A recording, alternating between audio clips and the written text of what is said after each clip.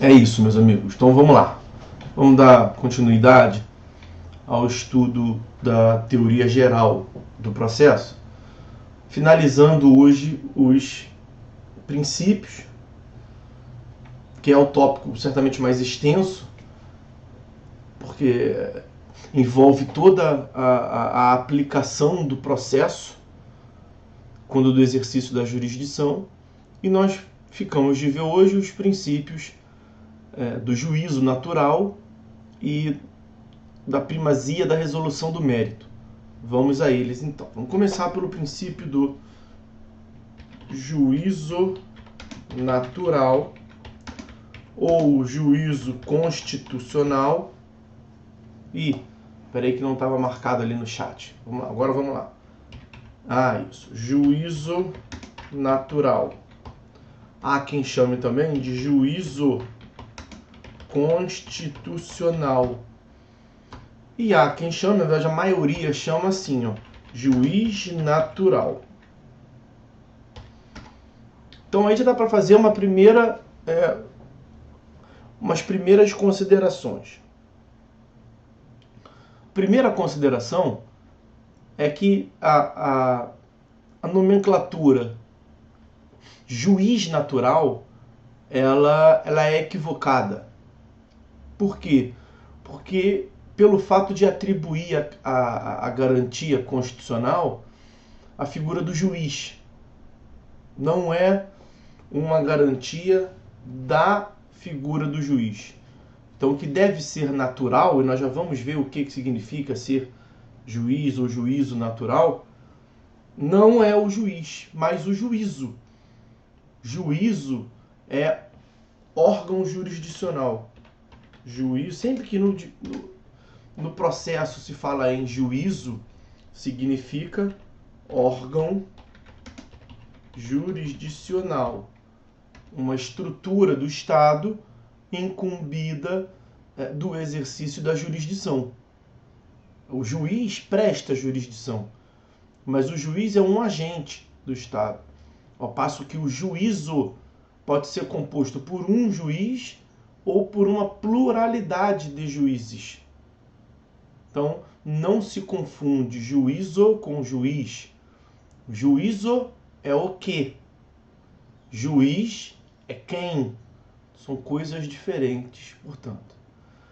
Então, por mais que seja a nomenclatura mais utilizada, juiz natural, o que os senhores vão mais encontrar aí é juiz natural. Eu mesmo aqui na exposição, pode ser que uma vez ou outra eu fale juiz natural, porque é a nomenclatura enraizada, que desde sempre foi utilizada.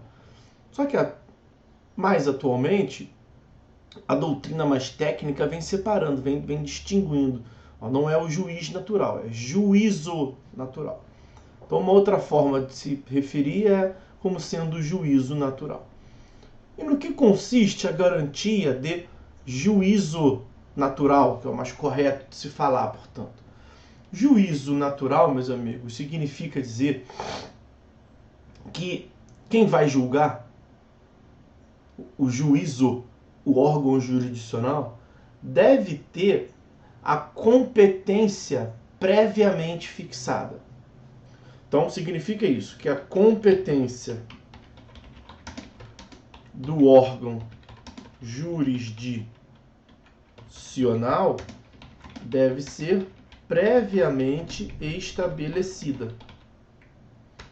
O que é a competência? Nós teremos aqui nesse semestre ainda o estudo da competência.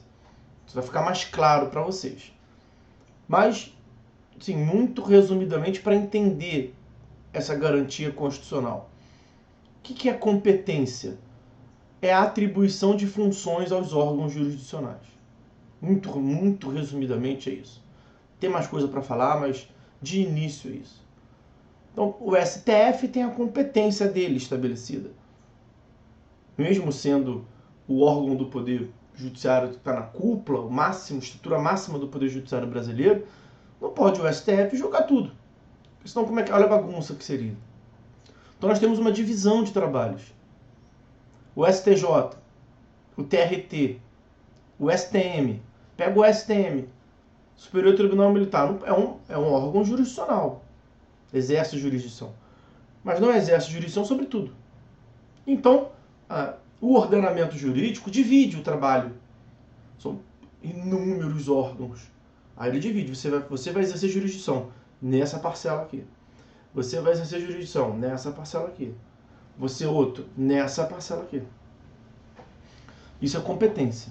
A divisão de trabalho se chama competência. Ok? Ok. Pois a competência de cada um dos órgãos deve ser previamente fixada. Ou seja, quando você vai julgar um caso, já tem que a lei lato sensu, né, o ordenamento jurídico, já tem que lhe possibilitar julgar aquele caso. Dito de uma outra forma,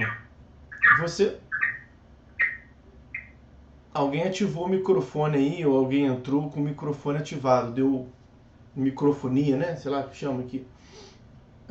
Ou seja, a Isa tá rindo. Ou seja, a competência deve ser pré-fixada, como eu disse. O que significa isso dizer? É que você não pode criar uma possibilidade. Não tem problema não, Ingrid. Tranquilo, nem sabia quem tinha sido. Não precisa nem se desculpar não, sei que isso acontece. A competência deve ser previamente estabelecida, como eu dizia. Significa, na prática, dizer que não se pode criar um tribunal só para julgar uma causa específica. Já aconteceu isso na humanidade. No período pós-guerra, costumava-se criar um tribunal para julgar os crimes de guerra cometidos na guerra, evidentemente. Só que qual é a característica, qual é o detalhe? Quem é que criava o tribunal para julgar? A tropa vencedora. Quem eram os julgadores? Os generais das tropas vencedoras. E eles julgavam o quê? Os eventuais crimes cometidos por eles? Não. Pelos vencidos na guerra. Aí, não precisa nem julgar, né? Não precisa julgar, já está condenado. Isso eram os chamados tribunais de exceção. Então, a garantia do juízo natural significa, na prática, isso. A vedação, a criação de tribunais de exceção. Um tribunal muito conhecido, que toda a doutrina faz menção, foi o Tribunal de Nuremberg, após a Segunda Guerra Mundial.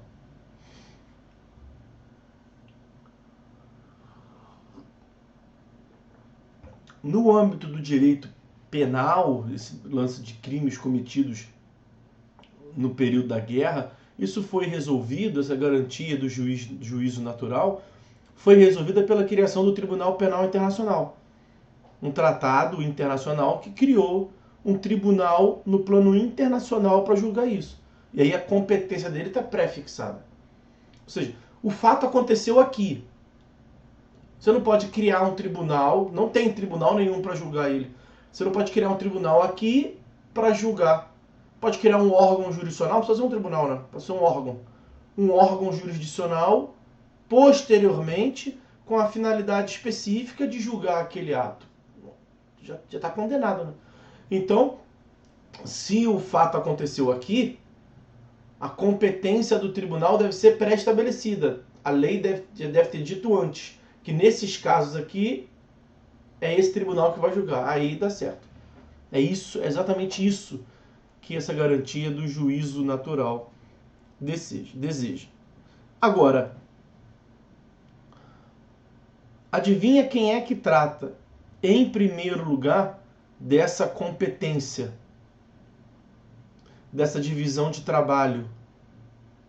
Adivinha quem é que estabelece, dentre os seus órgãos, quais são aqueles que vão exercer jurisdição? A Constituição Federal.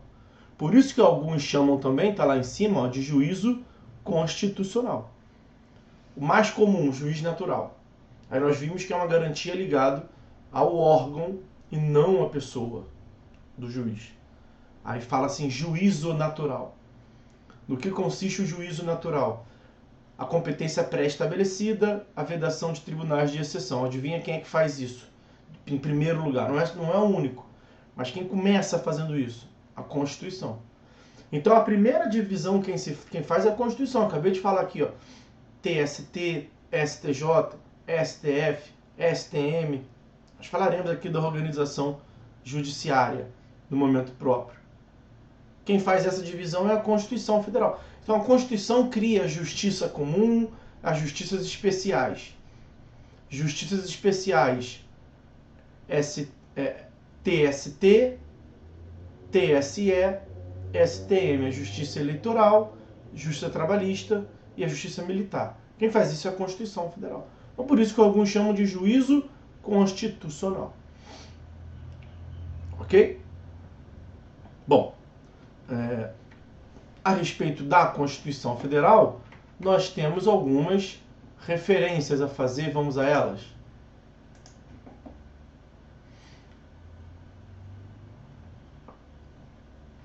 Nós temos no artigo 5º, como de costume, o artigo 37.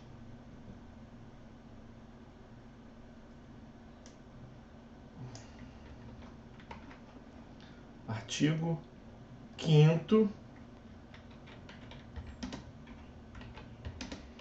inciso 37 da Constituição Federal. Olha, não haverá juízo ou tribunal de exceção. Foi isso que eu falei para vocês. Um tribunal criado posteriormente à ocorrência de um fato, com a finalidade específica, precípua de julgar aquele fato. Isso é tribunal de exceção.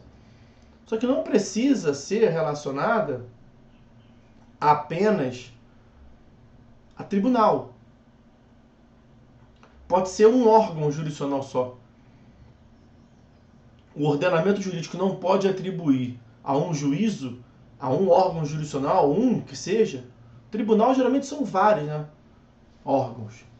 Mas você não pode criar um órgão só, que seja um juízozinho, com a finalidade de julgar aquele fato que já aconteceu. Você não pode mudar o ordenamento para falar que o STF vai passar a julgar tal situação. Você pode alterar o ordenamento, tá? Pode. Para fazer o que eu falei, você pode alterar, mas vai pegar dali para frente. Você não pode alterar só para fazer com que certo julgador julgue certo caso. Não pode.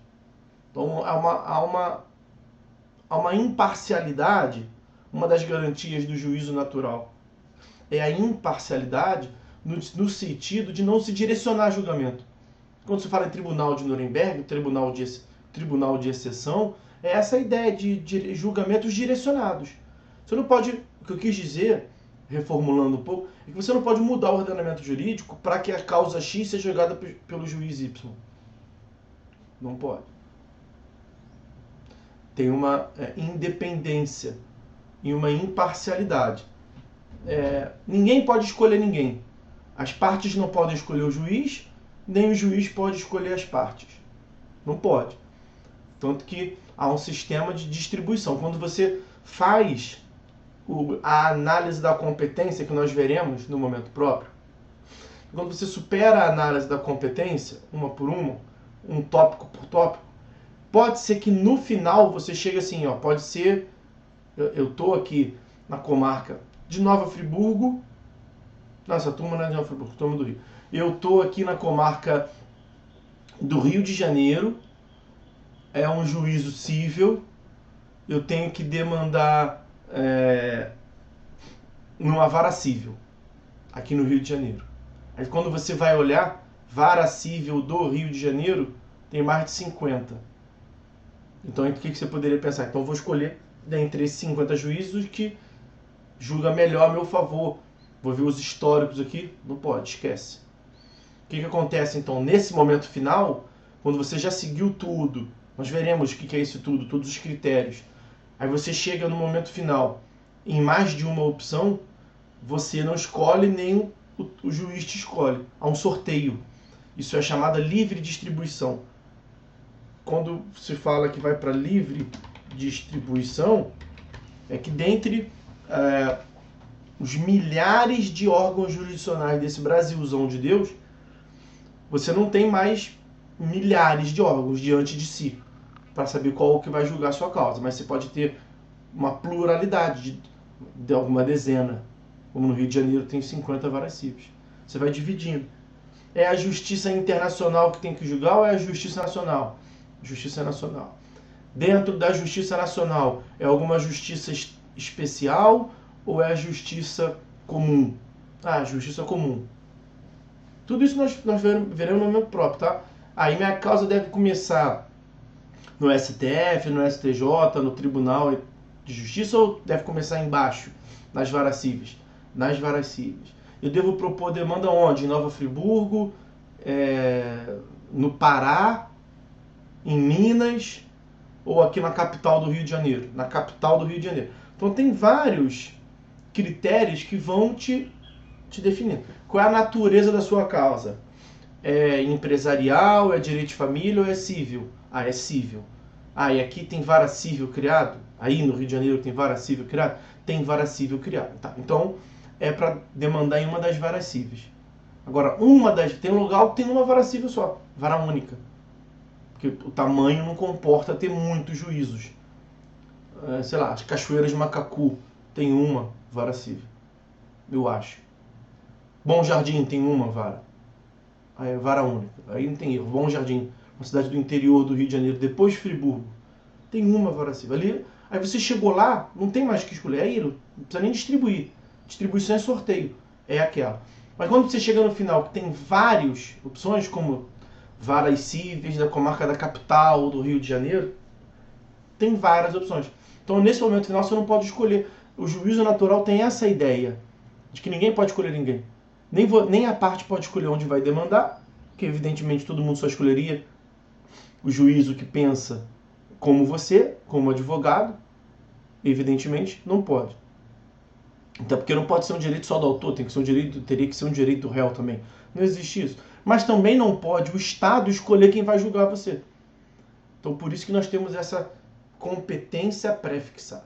Então, de uma vez por todas, juízo natural é essa ideia de competência pré-fixada. E como eu lhes disse, quem faz uma primeira divisão da competência é a Constituição. Só que essa primeira divisão que é feita na Constituição, alguns chamam de competência constitucional. Só que essa expressão competência constitucional significa investidura. Então, o STF, ele pode fazer suas funções porque ele foi investido em jurisdição. Nós não vimos que jurisdição é uma atividade desempenhada pelo Estado para resolver conflitos de interesse, concretizar o direito.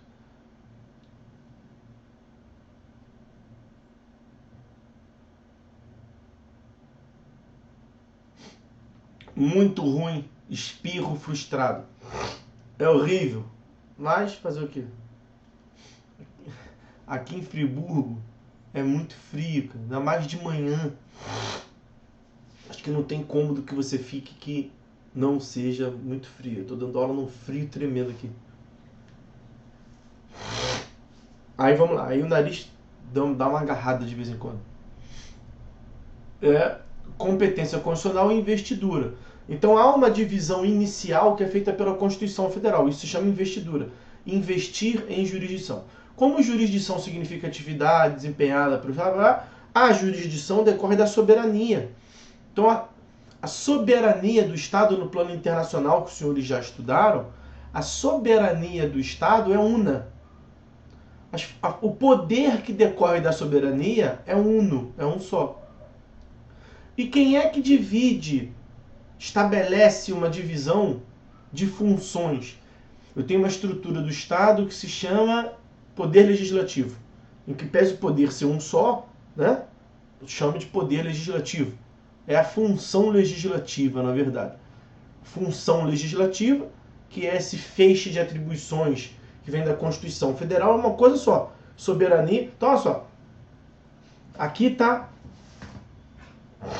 o Estado, aqui está o plano internacional, todos os estados. Aí aqui está os Estados Unidos, aqui está o Brasil, aqui está a Grécia, aqui está a Coreia, aqui está o Egito. Então, está lá na ONU, vários representantes, são países. Nessa função aqui, ó, isso aqui é o Brasil, vamos supor. Aqui está situado o Brasil.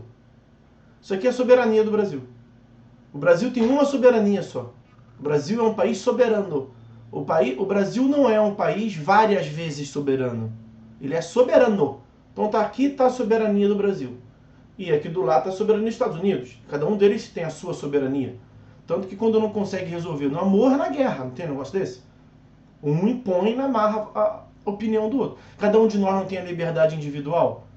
E às vezes não choca com a liberdade individual do outro. Não preciso nem falar sobre isso. Quem é casado sabe. Aqui está a soberania do Brasil. Dessa soberania, vou deitar para ficar mais fácil de ver. Dessa soberania, aqui está a soberania dos Estados Unidos. Aqui está a soberania do Brasil. Aqui está a soberania da Argentina. Dessa soberania do Brasil, que é uma só, tem coisa pra caramba para ele fazer. Soberania é poder à beça. Estado soberano é muita coisa. Você inclui dentro dessa expressão Estado soberano, praticamente tudo. Então a soberania é uma só. E o poder do Estado que decorre da soberania, esse poder de império, essa superioridade, essa força, tudo para isso que o Estado foi criado, a soberania, meus amigos, é uma só. E o poder do Estado é um só. Só que para dividir isso, para evitar concentração de poderes, já ouviram falar um negócio desse? Montesquieu sugeriu a tripartição de poderes. Thomas Hobbes já tinha falado, mas tem lá a tal da tripartição de poderes. Então, dentro dessa soberania aqui, o Estado faz uma nova divisão, ó. Divide aqui, ó. Pum. Isso aqui vai fazer o poder legislativo, isso aqui vai fazer o poder executivo, isso aqui vai fazer o poder judiciário. Ele divide. A própria ideia de tripartição de poderes demanda uma noção de competência, de divisão de atribuições. Então, o chamado poder legislativo não é bem poder legislativo, porque o poder não tem um poder que se chama legislativo, um poder que se chama judiciário. O poder é um só que decorre da soberania. Foi por isso que eu dei essa volta. Mas deram o nome lá da estrutura de poder legislativo. O que ele faz? A função legislativa.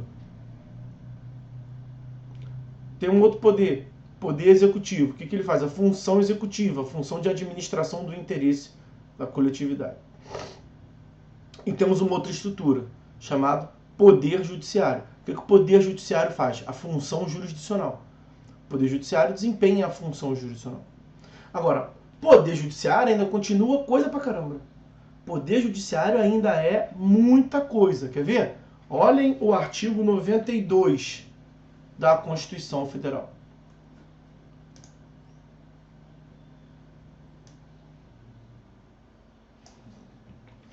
Olha só o que diz o 92. Olha aí.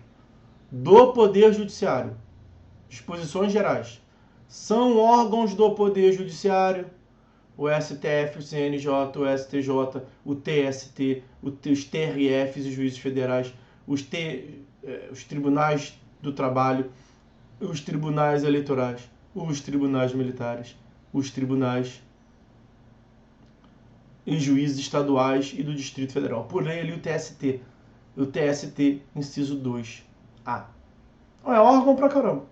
Então, tem uma primeira divisão, veja, função jurisdicional, veio da soberania. Aí bateu ali no Poder Judiciário. Ó, a função de resolver conflitos de interesse é o Poder Judiciário que vai fazer essencialmente, em regra. Tá, ok. Agora, quem dentro do Poder Judiciário? Quem ainda é gente pra caramba. Aí a Constituição faz uma primeira divisão. Ó, STF, você faz tal coisa. Ó, CNJ, você tá fora, você não julga não. Sua função é só administrativa. Toma aí, STJ, a sua função é essa. TST, a sua função é aquela outra. Isso que significa essa divisão de trabalho. E essa divisão de trabalho, que não é aí só está previsto quais são os órgãos, tá? Então, vou botar o que eu sei de cabeça, tá? STF é o artigo 102, que vai falar o que ele pode julgar.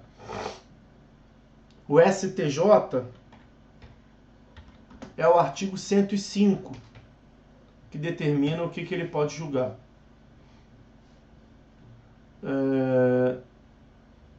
TST é o artigo 111 da Constituição Federal. E o 114 vai falar da Justiça do Trabalho. Então ali, os TRTs e Juízes do Trabalho é o 114. Aí acho que é isso. Não sei se eu lembro mais algum. Ali, por ali, 126 é o do 125. E 126 são os dos juízes estaduais.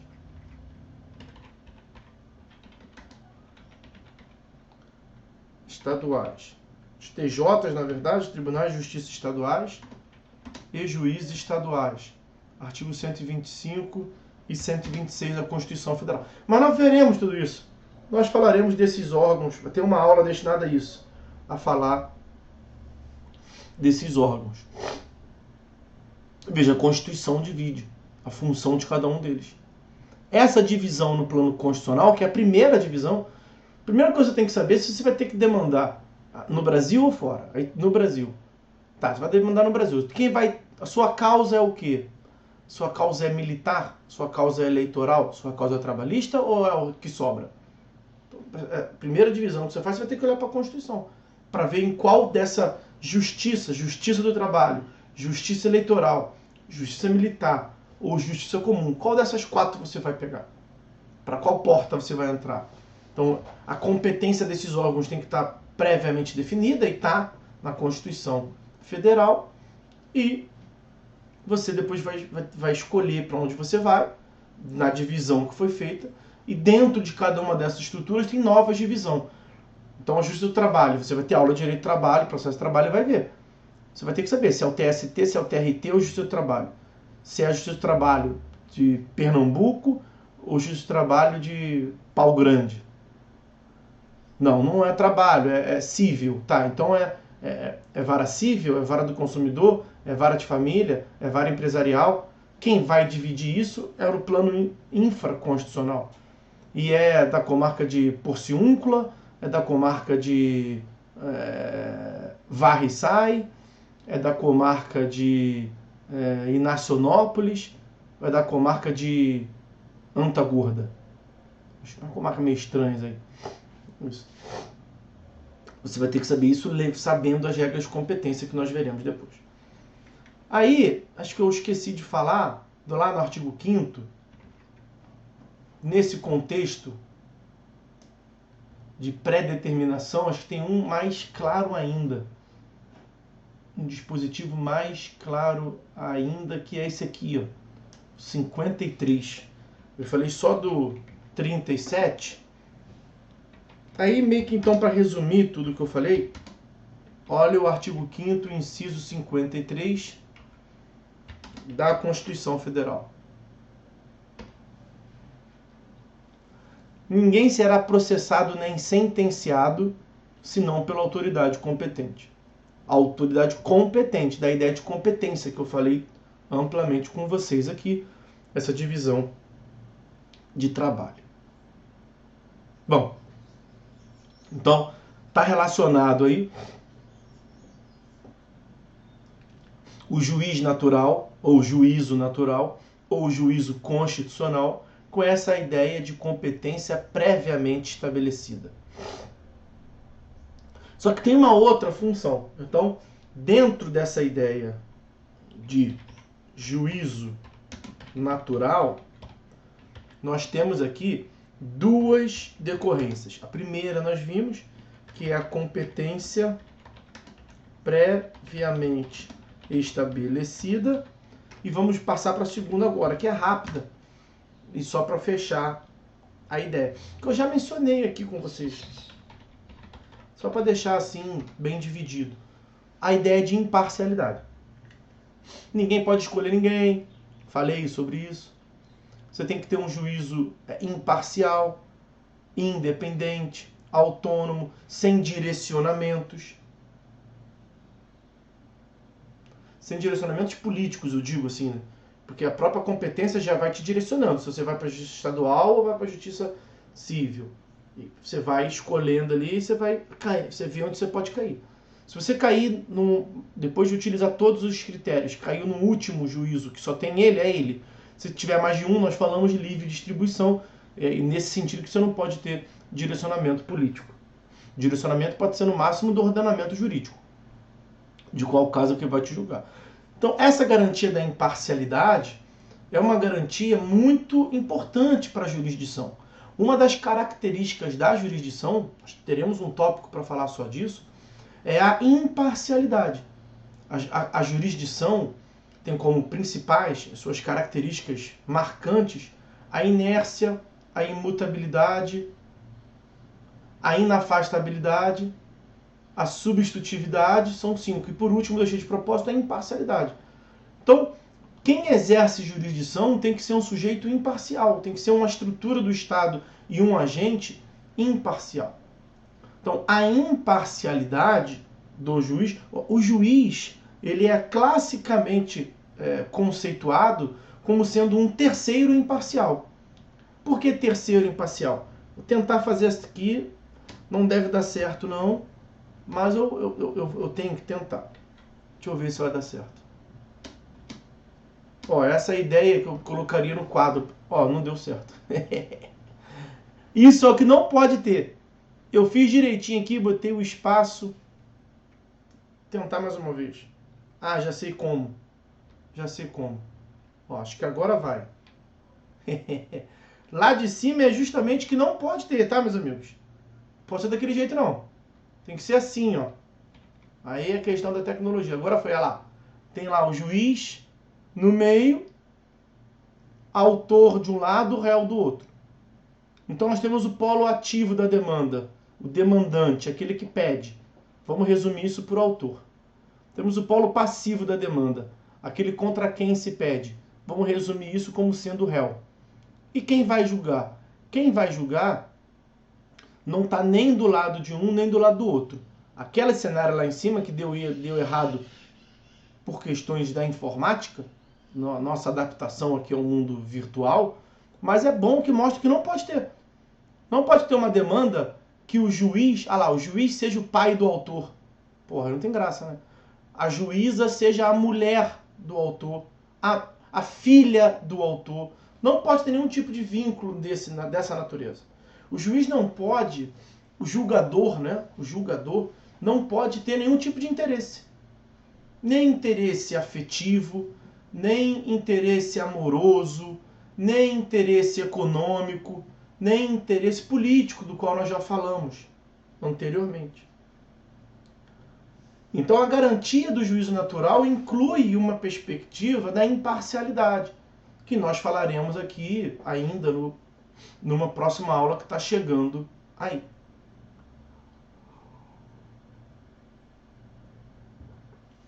O certo é o que o juiz seja imparcial. Então nós temos uma garantia de imparcialidade. O que é imparcialidade? A partícula, o prefixo in tem um conteúdo negativo, não é? Esse in é com M, evidentemente, porque a próxima letra é o P. Eu estou alfabetizando a minha filha, tem dessas questões, a gente revive essas regras gramaticais. Mas o in geralmente é IN, de negação, de não. Esse in é com M por causa do P, mas dá no mesmo. Imparcialidade é a não parcialidade.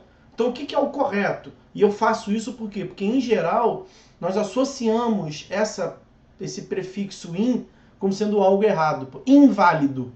No nosso mundo aqui do direito, inválido é o não válido. Então quando é o in alguma coisa a gente não gosta. Aqui é o contrário.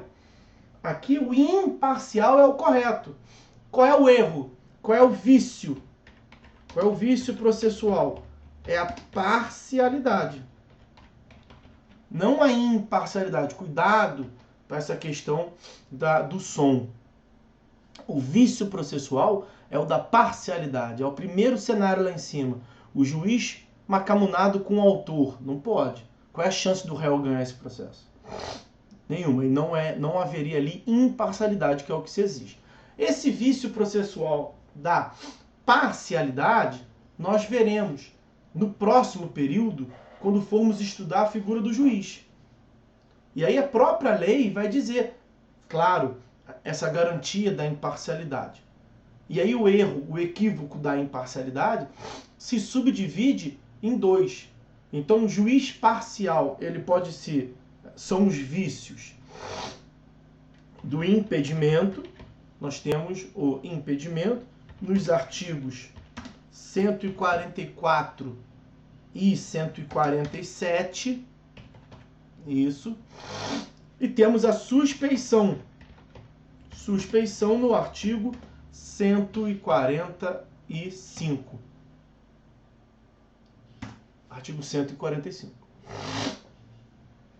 É isso. Aí nós falaremos sobre isso lá. Muito resumidamente, aqui que eu posso passar é o seguinte. Impedimento. Presunção absoluta de parcialidade do vício. Por quê? Aquele caso lá em cima, o juiz é o pai do autor. Esquece. Ah, não, mas eu sou um pai que eu separo as coisas. Esquece, você não pode julgar, está proibido absolutamente. Nem pense em tocar a mão nesse processo. Pô, mas é porque o vínculo é muito próximo. Suspeição, presunção relativa de parcialidade. Na suspeição nós temos amigo. A parte ela diz, o juiz não pode, não quero ser julgado por esse juiz não, porque ele é meu inimigo. Mas como assim inimigo? De onde você está tirando isso? Então no impedimento fica mais claro. Na suspeição é mais, será? Então impedimento, presunção absoluta, suspeição, presunção relativa. A própria leitura do dispositivo vai mostrar isso para vocês. No impedimento tem um vínculo objetivo. Casado, CPC, Silvio. Sempre que eu não colocar o dispositivo é o CPC. Sempre não, às vezes eu me traio. Lá em cima eu botei 114, era da Constituição. Estávamos falando da Constituição. Mas você tem razão, é o CPC, tá? 144, 147 do CPC, 145 do CPC. Então é isso, está visto, portanto, acabou a garantia do juízo natural. É isso que significa. Vamos tocar o barco aqui e vamos falar agora do último princípio que eu quero tratar com os senhores, que é o princípio da primazia da resolução do mérito. Princípio da... Saiu aí errada. Primazia da resolução do mérito. Esse é o próximo tópico de que nós falaremos agora. Bom, o que significa a primazia da resolução do mérito? O nome está indicando aí para vocês. O processo nasceu para ter um mérito julgado. Quando a Constituição Federal diz, no artigo 5º, inciso 35, que a lei não excluirá da apreciação do Poder Judiciário lesão ou ameaça a direito, artigo 5º, inciso 35, Constituição Federal. A lei não excluirá da apreciação do Poder Judiciário lesão ou ameaça a direito. Nós vimos que essa é a garantia do acesso à justiça. E que hoje em dia prevalece a ideia de um acesso à justiça substancial, calcado na ideia de efetividade da jurisdição. Porque do que adiantaria a Constituição prever esta garantia e, ao mesmo tempo, a atuação prática do Poder Judiciário fosse no sentido de não resolver os conflitos ou acabar com o processo sem justificativa séria? Então isso seria uma garantia de acesso à justiça para inglês ver. Deixa entrar, mas pouco importa o que se faz com ele. Nós vimos que não pode ser assim. Há uma preocupação com o ingresso e há uma preocupação com a saída, com o produto que você recebe, com o serviço que você recebe dessa estrutura do Estado que é o poder judiciário. E nesse contexto do que o judiciário faz, como ele faz, nós estamos aqui justamente vendo as garantias fundamentais do processo, que é o como que o Estado exerce jurisdição, tem que ser de um modo compatível com o Estado, democrático do direito, tem que ser válido, tudo mais. Então, uma dessas ideias de efetividade é que a jurisdição chegue ao final de modo satisfatório, passando pelas garantias do processo, mas que ela chegue ao final e tenha o mérito julgado. O que é mérito? O mérito é a pretensão principal do processo. Primazia da resolução do mérito. Nós veremos logo mais que nós temos, logo mais que eu digo, são nas últimas aulas do semestre, ali para junho, segunda metade de junho. A aula vai até junho, né? 14, sei lá. Nós estamos hoje na aula 9 de 13, não, mas isso aqui depois foi modificado. A aula em tese ia até o dia 25 de junho, vista de prova e tudo mais, né? P3 é 2 de julho, era 2 de julho.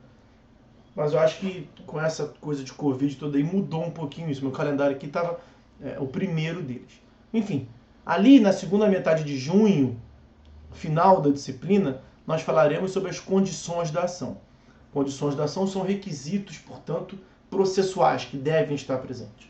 Além das condições da ação, nós temos os pressupostos processuais, que nós veremos também depois, no próximo período, os pressupostos processuais. Para, ao final, chegar ao mérito. Resumidamente, o que eu quero dizer para os senhores é o seguinte. O julgamento de mérito se dá, em regra, estrutura básica, no final do procedimento. Não precisa ser só no final, não, tá? Tem hipóteses excepcionais que se dá no meio. E aí nós veremos isso também depois. O julgamento do mérito, ele pressupõe a inexistência de vícios processuais. Então, quando eu botei ali CA, condições da ação, PP, pressupostos processuais, basicamente é o seguinte, são vícios processuais. Nós temos a análise de vícios processuais e a análise do mérito. O juiz só chega no mérito se não tem nenhum vício no processo. Dito de uma outra forma, vícios processuais podem vir a impedir o conhecimento do mérito. E é justamente isso que nós não queremos. Senhor, hoje o meu nariz está especialmente irritante.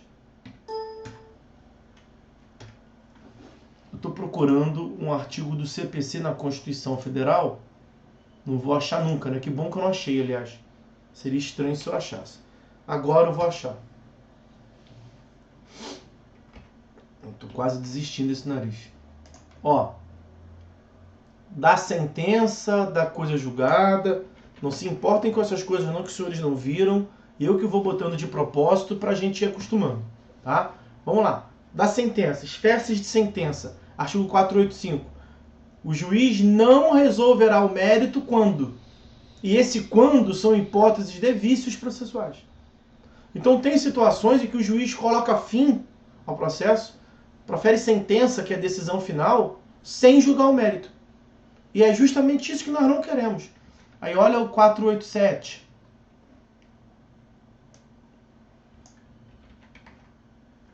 Ó, haverá resolução de mérito quando o juiz...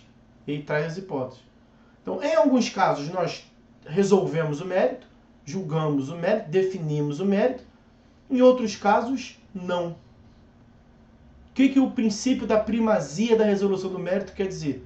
Que a regra deve ser o 487. Que o 485 deve ser excepcional. Dito de uma outra forma. Que a regra deve ser a decisão judicial que resolva o mérito. Porque o processo nasceu para ter um mérito julgado. E o 485, decisões que não resolvem o mérito, e não resolvem o mérito porque reconhecem vícios processuais, deve ser excepcional. Ok? Eu lembro que eu falei isso em sala de aula, mas recordando aqui. Nós temos uma tese de instrumentalidade do processo. O que significa a instrumentalidade do processo? Nós temos no início o direito de ação, no final a jurisdição, e o que liga uma coisa a outra é o processo. Para que o processo existe? Para pegar do começo, direito de ação, e conduzir de modo satisfatório, observando as garantias constitucionais, até o exercício da jurisdição. Então o processo não existe para ele mesmo. O processo existe ao final para que a jurisdição seja prestada, e seja prestada de uma forma efetiva. Falamos sobre isso na aula passada. Então a finalidade do processo é servir de suporte à jurisdição. A finalidade do processo é ser um instrumento da jurisdição. E é por meio do exercício da jurisdição que se julga o mérito, que se resolve a controvérsia relacionada ao direito material, em geral. Então, o processo serve de instrumento da jurisdição e a jurisdição resolve conflitos de interesses do direito material. Não é sempre, não. Em alguns casos podemos ter conflitos de interesse sobre processo, mas é mais raro. O mais comum é conflitos de interesse sobre direito material. Deve alimentos, não deve alimentos. É pai, não é pai. Vai ser divórcio com culpa ou sem culpa? Culpa de quem? Quem traiu quem? Tudo isso é direito material. Vai sair da empresa, vai pagar cotas ou não vai? Falência, vai falir ou não vai? Inventário e partilho. O cara morreu, deixou bens, vai passar bens para quem? Pegou dinheiro e não pagou, vai pagar ou não vai pagar? Tudo isso é direito material. Então, o processo serve como instrumento da jurisdição e a jurisdição julga o mérito. É isso que significa o princípio da primazia da resolução do mérito. A Isa pergunta ali: professor, no caso, quando a parte procrastina, pode ser considerado um vício? Veja, isso é considerado uma conduta de litigância de má-fé. Tá? Uma conduta que, quando a gente for no período que vem estudar as partes, nós veremos que a parte não deve atuar dessa forma, e o juiz deve impedir. Então deixa eu ver se eu consigo responder a Isa.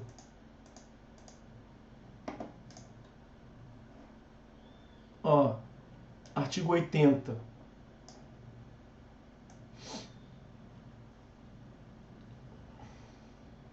Deixa eu achar aqui o dispositivo exatamente.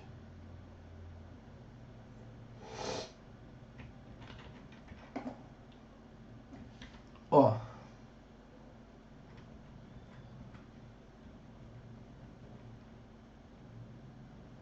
pegar os incisos mais importantes com o que você falou ali, tá bom? Já vai aparecer para vocês aí.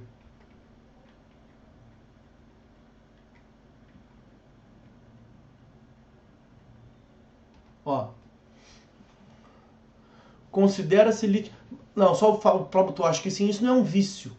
Não é um vício processual, tá?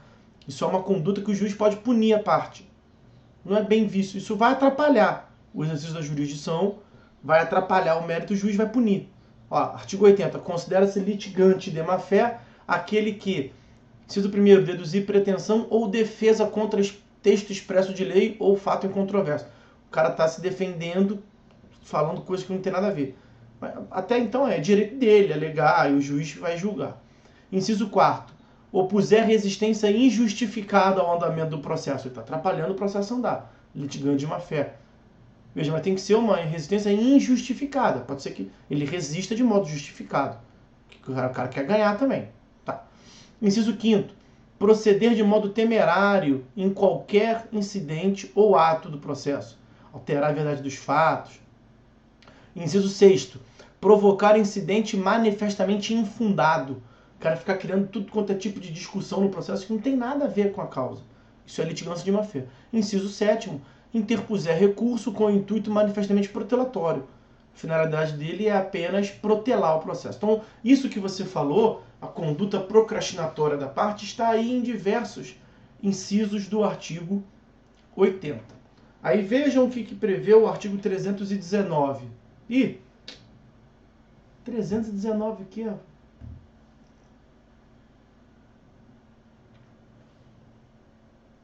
309, talvez. Não, peraí. Deu um branco aqui no dispositivo, peraí. 200. Gente. 193. 193? Também não. Agora eu tô bolado.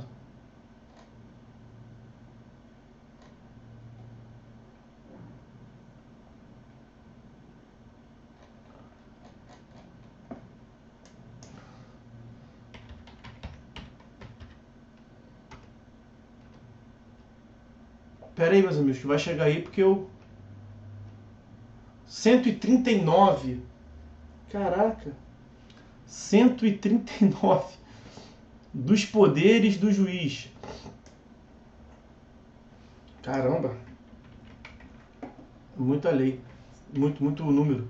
139, incisos 2º e 3º. Nesse contexto aí do que a Isa falou. O juiz dirigirá o processo conforme esse código. Que bom. Eu achei que fosse o código de Mônaco. Não, é o código daqui. Conforme esse código, incumbindo-lhe. Então é incumbência do juiz. Inciso 2º, velar pela duração razoável do processo.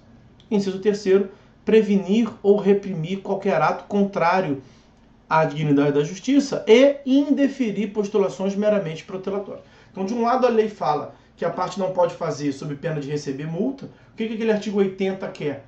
Quer deixar a parte com medo para ela não fazer aquilo. Mas se ela mesmo assim fizer, o juiz vai ter que tirar aquilo fora do processo e aplicar multa para ela, se for o caso. Tá? Caramba, agora deu um branco. Silvio, é importante essa dúvida, porque ajudou a separar as diferenças em direito material e direito processual. Ótimo, então que bom, fico feliz. Então, veja, fizemos menção ao artigo 5º, inciso 35 da Constituição Federal. Agora vamos no CPC ver, espero que eu não me dê mais um branco desse de número, os principais dispositivos. Olha ali, artigo 4º. Nós já falamos dele, vamos falar de novo. As partes têm o direito de obter em prazo razoável o quê? O que é direito da parte? A solução integral do mérito. Pode inverter. As partes têm direito de receber a solução integral do mérito em prazo razoável, incluída atividade satisfativa, que nós já falamos aqui na ideia de efetividade. Além desse artigo 4º, também o artigo 6º.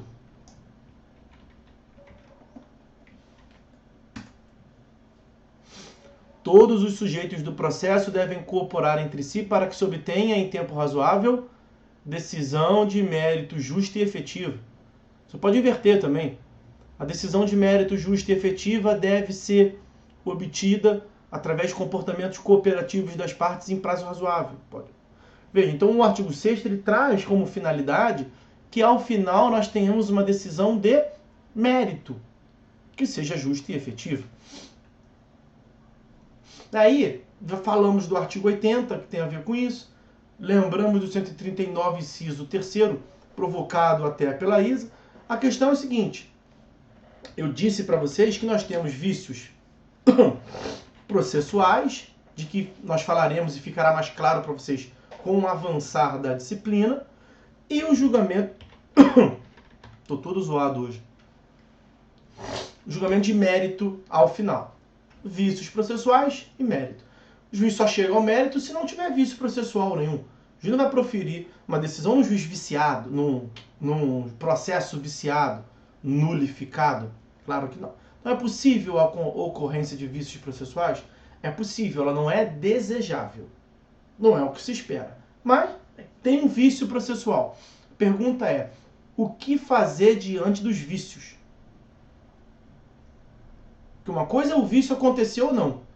A outra coisa é todo vício que acontecer ser capaz de acabar com o processo. Pelo 485, que nós mencionamos lá em cima, pela sentença terminativa, o juiz julgar, o juiz terminar o processo sem julgar o mérito. Não, isso é o que não se quer. Então, nessa ideia de princípio da primazia da resolução do mérito, na verdade nós temos implícito nele a noção de sanabilidade dos vícios processuais.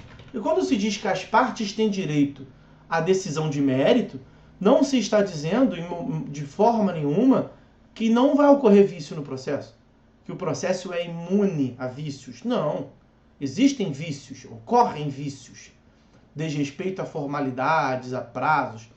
Os senhores verão isso no curso do período. Agora fiquem só com essa ideia central. Mas quando o vício acontecer, o que nós devemos fazer? Postura. Alternativa A. Você é juiz. Tá? Ocorreu um vício no processo que está diante de você. Então, tem esse processo aqui na sua mão. Você analisa ele e fala assim, opa, tem um vício. Houve uma inobservância aqui qualquer da lei. Postura A. Que bom, graças a Deus. -1 para eu julgar. Essa causa estava muito difícil, dando muito problema, uma questão muito séria. Eu não quero me comprometer com isso, não. Vou utilizar como desculpa esse vício processual e vou colocar fim a esse processo. Ou alternativa B. Porra, que merda. Eu tenho que julgar esse processo para resolver esse conflito de interesse entre as partes e do jeito que tal não posso julgar porque ele está viciado. Então eu vou fazer todos os esforços para corrigir esse vício, para sanar esse vício. Porque aí, tirando o vício, eu consigo julgar esse processo. Qual que os senhores acham que deve ser a postura? A ou B? B, evidentemente. Então, a ocorrência de um vício processual não deve ser uma muleta argumentativa, não deve ser uma desculpa esfarrapada para o juiz acabar com o processo. Tem juiz que fica torcendo para encontrar um vício, para terminar com o processo. Não pode. Princípio da primazia da resolução do mérito. Aí a gente pode voltar ao artigo 139, que me fugiu a memória ainda há pouco. Já botei o caput para vocês aí. Olha o que dispõe o inciso 9. Então, 139, o juiz dirigirá o processo conforme as disposições desse código, incumbindo-lhe, então, incumbência do juiz, dever do juiz, determinar o suprimento de pressupostos processuais. Pressupostos processuais é um tipo de vício, né? Então ali ele falou dos pressupostos processuais. Tem um vício de pressuposto no processo, corrige isso aí, supre isso que está ausente, e o saneamento de outros vícios processuais. Então, no começo ele usa uma espécie, são os pressupostos processuais.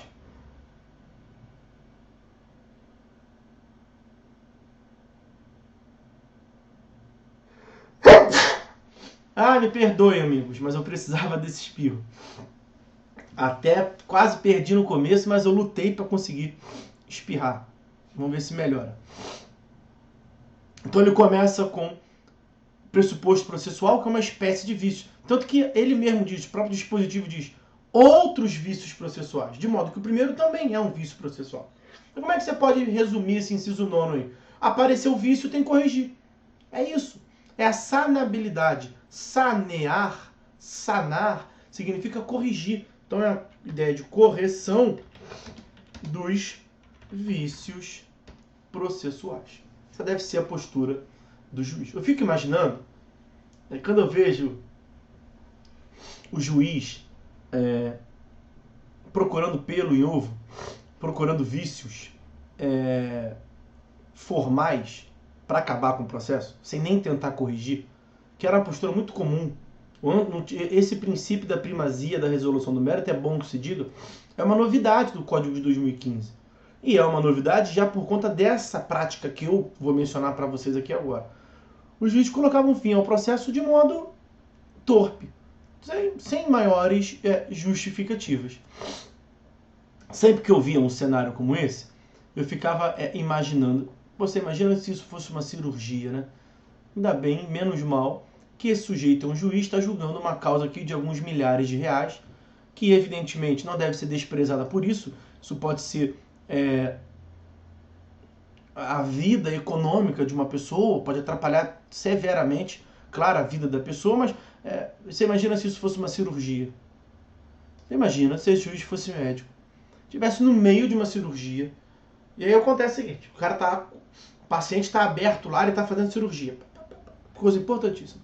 Concentrado. Tem cirurgias que demoram horas, né? Um dia inteiro, às vezes. Dependendo da complexidade. O juiz não. O médico está lá. O médico como se fosse o juiz, responsável pela cirurgia. Responsável pela condução dos procedimentos médicos. E responsável, ao final, pela cirurgia. Então, o juiz responsável pela condução do processo e pelo desempenho da função jurisdicional. Mas ele não é juiz, ele é médico. Está com um paciente lá diante dele, todo sedado, a equipe dele toda reunida, como se fosse a equipe do cartório. E ele está trabalhando lá. No meio da cirurgia, adentra ao ambiente cirúrgico uma jovem senhora, recém-formada, que, por questões pessoais, estava olhando no WhatsApp, esqueceu de se higienizar da forma correta. Pode? Não, não pode. Ah, por que não? Porque tem regras que diz que tem que lavar a mão 50 milhões de vezes antes de entrar, tem que dar toda tapada. E você entrou sem ter lavado a mão e você entrou sem ter tapado o cabelo, você tá louca? Você pode trazer corpos estranhos para dentro da cirurgia e contaminar o paciente. Não pode. O que o juiz, o juiz na cabeça, fala de juiz o tempo todo, o que esse médico deve fazer diante desse vício? Houve um desrespeito a uma norma de proteção, lá, como é que eu posso dizer isso aí? A conduta médica. Houve um erro ali. Houve um vício. O que ele deve fazer? Determinar que ela se coloque dali para fora, agora, saia imediatamente. Nunca mais faça isso. Vou lhe dar uma advertência, porque isso é uma coisa seríssima. Mas vamos resolver isso. Saia, se vista, se lave, fica no cantinho, pensa no que você fez e volta para cá para me ajudar com a cirurgia. Ele vai fazer isso ou ele vai fazer o seguinte: graças a Deus, que bom, maravilha, obrigado, minha amiga. Todo paciente que eu tiver aqui, você entra desse jeito, que aí eu tenho uma desculpa para jogar ele fora. Ó, próximo, deixa esse aqui morrer. Mas morreu por quê? Morreu porque eu não terminei a cirurgia. Você não terminou a cirurgia por quê? Não terminei a cirurgia porque ela entrou sem botar o capuz lá, o protetor no cabelo. Teria graça um negócio desse? Claro que não. Isso é concebível para algum médico fazer? Diante do juramento que ele veio de salvar a vida? Isso é concebível? Não. Agora bota pro juiz. O cara deixa de julgar o processo porque tem um vício. Mas vem cá, ocorrer vício acontece. Erros acontecem. Vamos corrigir? Ah, não, mas dá muito trabalho corrigir. Eu não estudei, eu não ganho o que eu ganho do Estado para ter trabalho, não. Meu negócio é ficar aqui mamando na teta e... Tem desses. É isso que nós temos que combater. Veja, esses dispositivos não estão lá no código que repete. Tem conduta procrastinatória da parte, como a colega adiantou, mas tem também muito sujeitinho atuando como juiz que, pela ordem. Difícil. Então a lei tem que trazer esses instrumentos. Não, o processo existe para ter um mérito julgado, gente. Não vamos esquecer isso. O processo não é um fim em si mesmo. Nós não criamos requisitos, formalidades processuais para fazer o processo a coisa mais importante do mundo, não. O processualista contemporâneo, ele estuda para quê? Para o processo não aparecer. Para corrigir vícios processuais, que tem que brilhar o direito material. Ou o cara deve ou não deve, direito de crédito, ele tem que, no final ele tem que aparecer. Tem que julgar procedente ou improcedente o pedido, dizendo se deve ou se não é ou se não é pai. Por isso que eu falei da instrumentalidade do processo. O processo tem essa finalidade de resolver conflitos de interesse e de apaziguar a sociedade.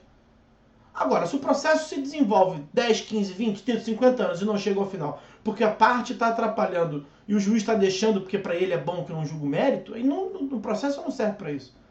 Se uma parte provoca um vício processual e o juiz embarca para acabar com o processo, aí todo réu vai fazer isso. É claro que não é essa a finalidade. Então, o que esse de princípio está querendo dizer, que é muito importante, é que não é para desanimar ou para aproveitar a ocorrência do primeiro vício processual e acabar com o processo. Quando o 485 diz que em algumas sentenças, o juiz não resolve o mérito pelos vícios que ele elenca, não é que o juiz tem que torcer para aquilo aparecer, muito pelo contrário, é o oposto. E uma vez que aquilo se manifeste no processo, que também não está querendo dizer que isso não vai acontecer. Eventualmente isso acontece aqui e ali, mas o principal é a postura de quem está diante do vício. Se acovardar e pôr fim, se acovardar e ficar quieto e nada fazer, ver o que as partes fazem, ou você é o sujeito que está ali para exercer jurisdição, que prestou o concurso público, e ao fim e ao cabo a sociedade confia em você, você desempenha, servidor público serve ao público. E colocar fim, eliminar esse vício e corrigir e julgar o processo. É isso que se espera, essa última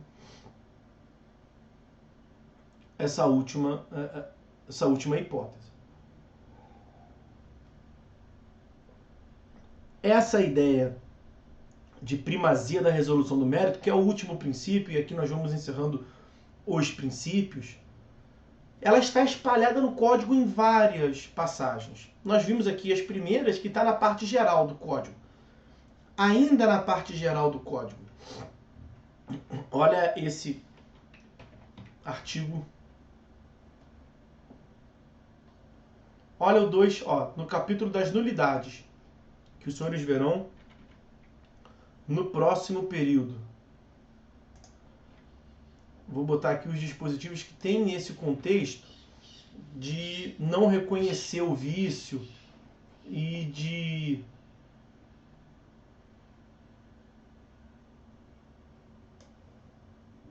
vou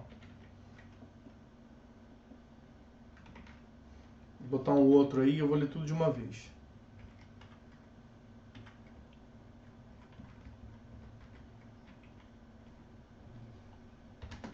Isso aqui é a aula de nulidade dos atos processuais, dentro do tópico atos processuais, dentro de TGP2. É só para fazer um link aqui.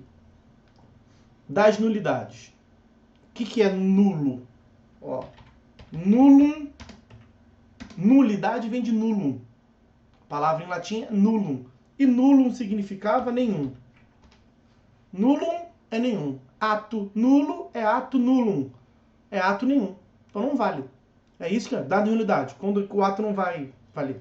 É inválido. Então das nulidades ou das invalidades dá no mesmo. Aí, na verdade, a lei prevê diversos dispositivos em que nós vamos superar a nulidade. Quer ver? Quando a lei prescrever determinada forma, sob pena de nulidade, então tem que ser desse jeito aqui. Se fizer de outro, tá errado. Tem que ser desse jeito aqui. A decretação da nulidade não pode ser requerida pela parte que lhe deu causa. Então a lei fala, você tem que fazer desse jeito. Aí o réu faz do outro, de propósito. Aí o réu fala assim, excelência, tem um erro no processo aí, acaba com esse processo. Não pode. Não pode. Isso é a ideia da causalidade, princípio da causalidade. A nulidade não pode beneficiar aquele que deu causa. A nulidade. 277. Importantíssimo. Esse 277 é a chamada instrumentalidade das formas. Para dizer que as formalidades, são apenas instrumentos da essência do ato, da substância do ato. Deve prevalecer o quê? A forma, o invólucro, ou a substância, a essência, o conteúdo? O conteúdo, sem sombra de dúvidas. Quando a lei prescrever determinada forma, como disse o 276 também, o juiz considerará válido o ato se, realizado de outro modo, lhe alcançar a finalidade. é para fazer pela forma X. Fez pela forma Y. Tá certo ou não? Tá errado. Era para ser X, foi Y. Mas deixa eu ler aqui, porque eu não vou afirmar uma nulidade de começo. Deixa eu ver o Y aqui. Ah, você, pela forma Y, fez a mesma coisa que faria pela forma X. Então, ao fim e ao cabo, o resultado foi o mesmo. Na essência, a mesma coisa. Mas errou a forma. O que eu, como juiz, vou fazer? Vou fingir que não teve nada. Vou desconsiderar. A lei está mandando. O juiz considerará válido. Eu vou desconsiderar uma eventual invalidade. Porque o que vale é a essência e não a forma. O processo civil é o processo civil da instrumentalidade. É o processo civil da efetividade. E não mais o processo civil das formalidades excessivas. Então a lógica aqui é a superação das formalidades excessivas. Não se preocupa só com formalidade. A preocupação é com o direito material, com a essência, com a substância. 278. A nulidade dos atos deve ser alegada na primeira oportunidade em que couber a parte falar nos autos, sob pena de preclusão. Preclusão é perda de se poder alegar. Então, tem nulidades que não tem como corrigir. Tem nulidades que podem ser corrigidas. Uma das formas de corrigir nulidades é a parte interessada não alegar no momento próprio. Então tem um erro. O erro te prejudica. Você pode alegar? Pode. Mas você pode alegar a qualquer momento no processo? Não. Você tem que alegar no momento certo. 278. E por fim, 282, parágrafo 1º. O ato não será repetido, nem sua falta será suprida quando não prejudicar a parte. Não foi observado um ponto e vírgula da lei. Um detalhezinho que não foi observado. É certo ou é errado? É errado. No fringir, é errado. Tem um vício? Tem um vício. Agora, esse vício acarreta algum problema? Problema nenhum. Problema nenhum. Não prejudica nenhuma das partes. Pô, se não prejudica, toca o barco. É o princípio do prejuízo. Só vamos reconhecer nulidade se houver prejuízo processual, porque se não houver, finge que não viu. Não, mas eu vi. Tá bom, mas finge que não viu. Aquela senhora lá entrou na antessala. As salas de cirurgia geralmente são assim, né? Vem da rua, tem na antessala, tem uma outra. Aí o vício foi lá na antessala. Ela falou alto demais. Prejuízo para cirurgia nenhum. Mas não é certo, não é certo. Não é certo. Ela tá falando no telefone lá. E tem uma placa, não falar no telefone. Mas ela falou, ela errou. E aí, vai matar o paciente? Não, finge que não aconteceu nada. Depois se resolve com ela. Ok? Essa é a ideia do processo civil contemporâneo. Um processo civil da efetividade. Um processo civil que não finge que não vai ter problema nenhum. Vai ter. Mas nós temos que reconhecer que existem vícios insanáveis. Bom, quando o vício é insanável, não tem jeito. Aí não tem jeito. Que o nome diz, ele é insanável, ele é não sanável. Aí esses são que estão no 485 lá, que não tem o que fazer. Agora, a grande maioria são de vícios sanáveis. E os vícios sanáveis são aqueles que admitem correção. Esses vícios sanáveis que admitem correção, que são a maioria, qual deve ser a postura dos sujeitos processuais? Artigo 6º, cooperação. Todos os sujeitos devem cooperar entre si. Uma das formas de se cooperar entre si é não provocar o vício. E uma vez surgindo o vício, sendo o vício sanável, corrigir. Ok?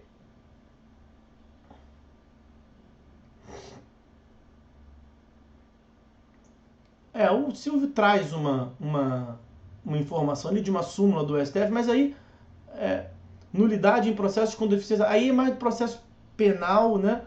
E aí é bem específico. Que bom que você sabe da súmula, eu prefiro deixar isso aqui fora para não gerar confusão no restante da turma de modo geral, tá? Porque a questão aí é de vício de defesa, está mais relacionado ao contraditório, que lá no processo penal a defesa técnica é uma garantia fundamental do acusado, é um dever, então tem um outro contexto, tá? Que não é prática, não é bem esse aqui da correção de vício, não.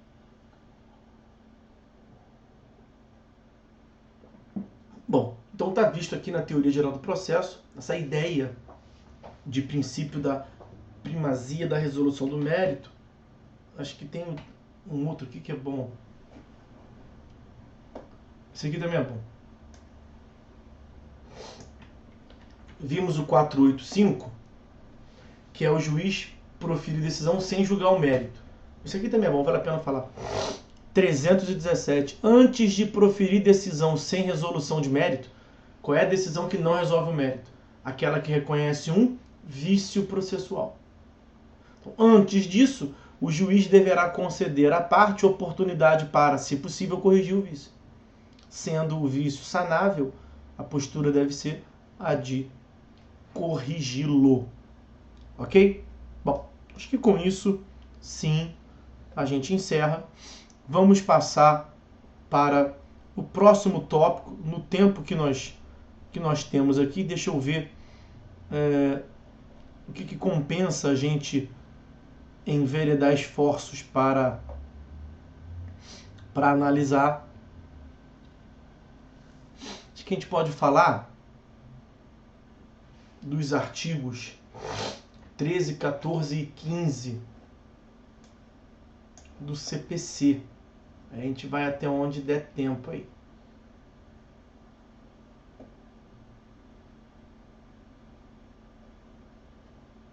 O que nós veremos agora é isso aqui, ó. Da aplicação das normas processuais. Artigo 13.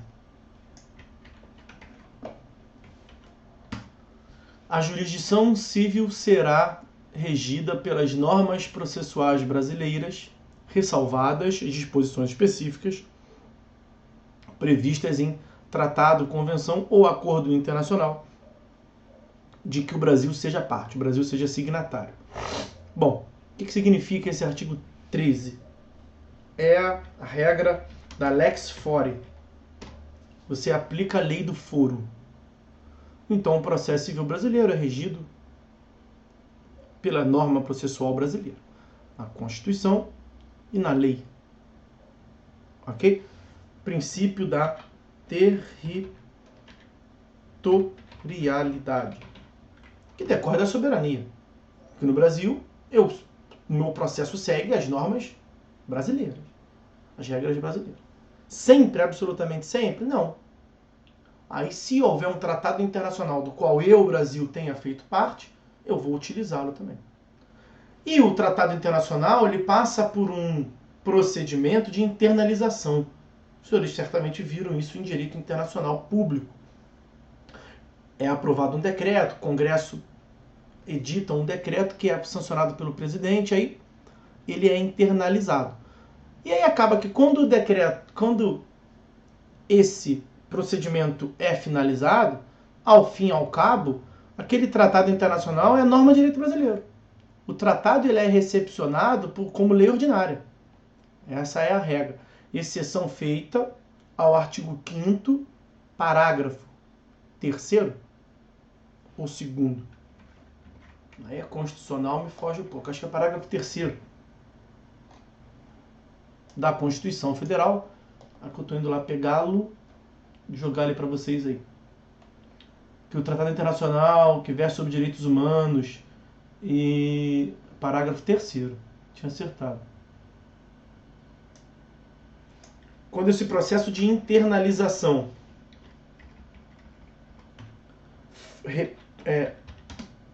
passar sobre o crivo, seguir a ordem das coisas, das emendas constitucionais, e o tratado for sobre direito humano, aí ele é recepcionado como emenda constitucional.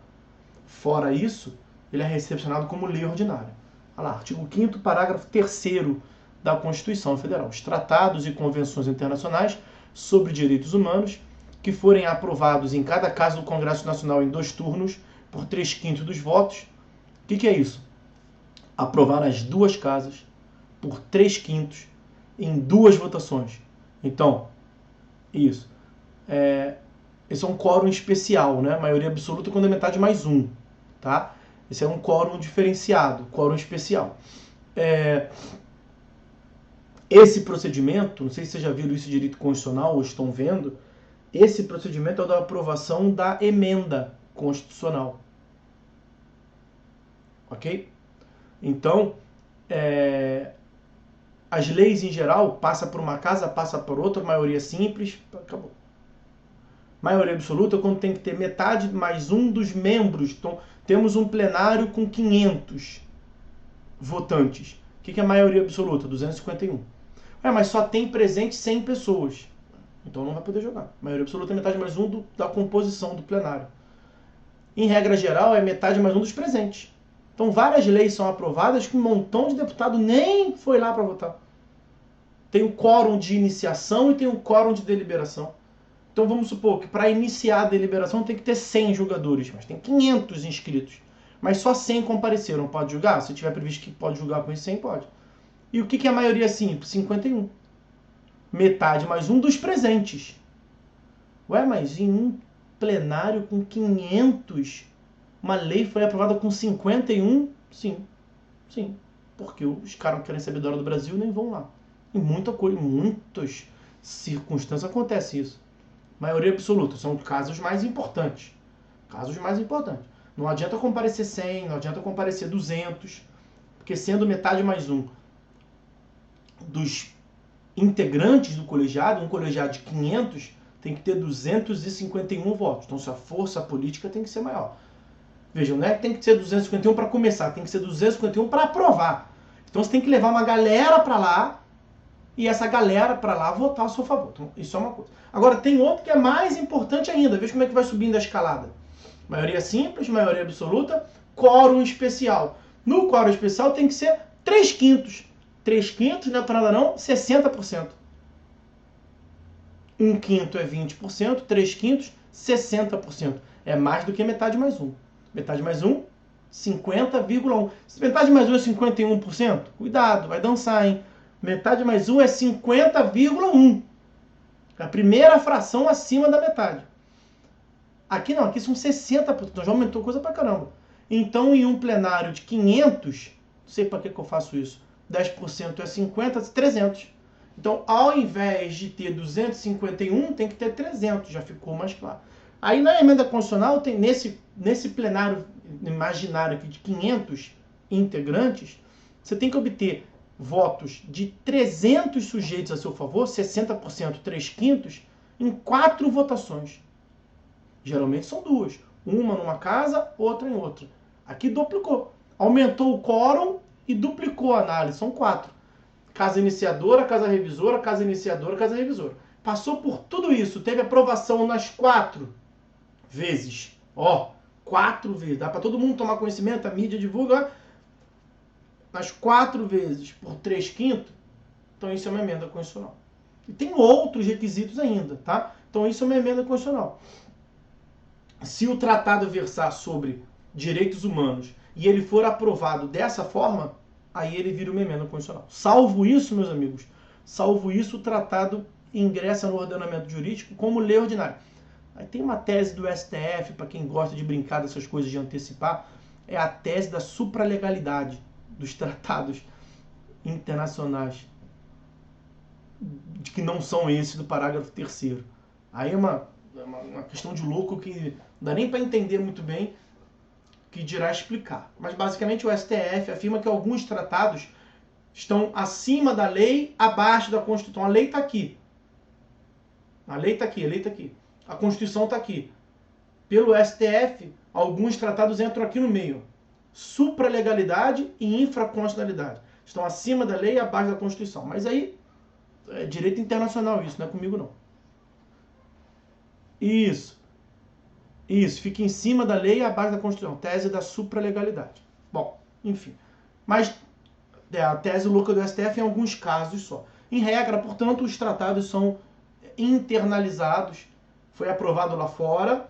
Aí aqui a gente analisou, o Brasil foi lá e assinou o tratado, é um signatário. Mas não adianta estar lá fora. Nós não vamos aplicar uma lei de fora. A gente aplica as leis daqui. Mas o que vai aplicar é o Pacto de São José da Costa Rica, que é um tratado de direitos humanos aqui na América Latina. Ele é tratado internacional, mas ele é uma parte do ordenamento brasileiro, que ele foi internalizado. Então o que a gente aplica é o nosso decreto. Você não aplica o pacto, você aplica o decreto tal que aprovou o pacto. É isso, tecnicamente é isso. mas aí eles entram no ordenamento jurídico como